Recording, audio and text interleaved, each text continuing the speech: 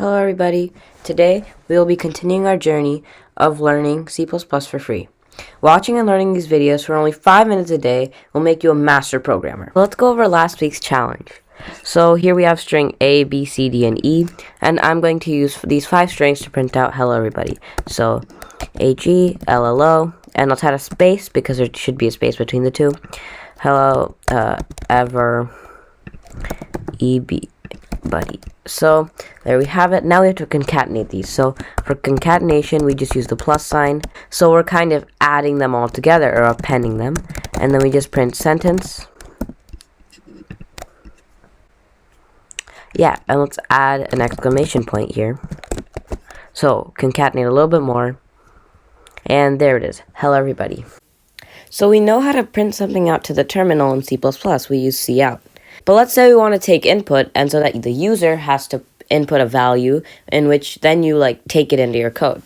So for that we use the cin command. So you may notice that it says cout and cin, like C printout and C take in input.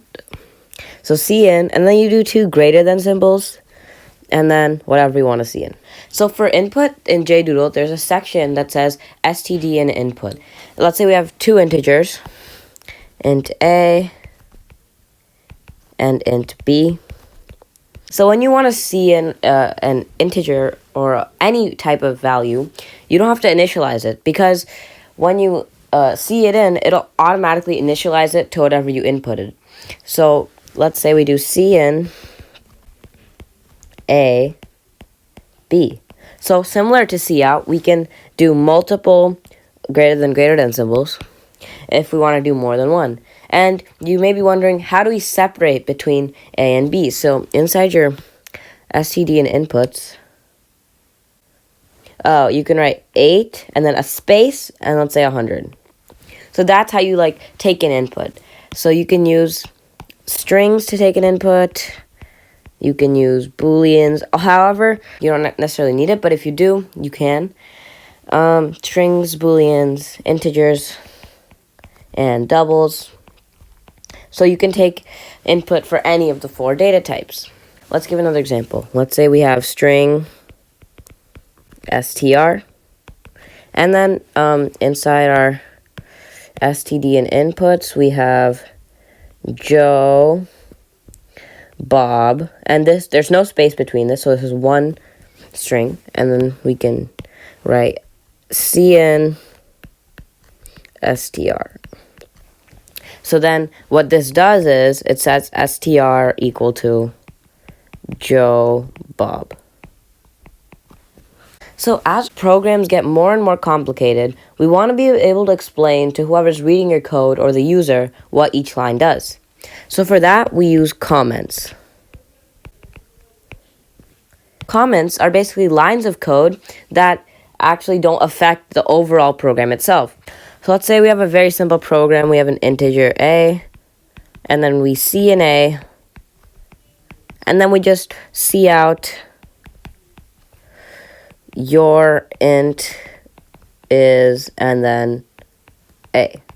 It's a very simple program. But let's say we want to explain to the user. We have to assume that they're brand new to coding. Let's say we want to explain what it does.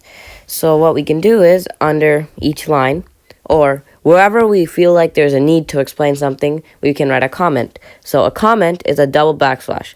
And when you comment it out, then immediately that line will not run by the compiler. The compiler skips over it.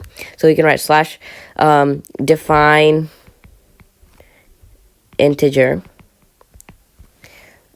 take input, and here print int. So another thing this is useful for is if your code isn't working how you would like to, what you can do is you can comment out a certain line. For example, if we put 2 slashes here, then this line wouldn't run, so just take an input. It would define A and take an input. So you can just comment out any line you want. So this week's challenge is going to be to first define 2 integers, cin those 2 integers. Then we're going to just cout the product, quotient, sum, and difference. Make sure you remember to comment out your code in this program. You can use this kind of skeleton that I've provided here, or you could write your own comments. Just make sure they're descriptive so that someone who's brand new to coding can understand it. For future coding projects, you don't have to comment out your code, but I highly suggest it.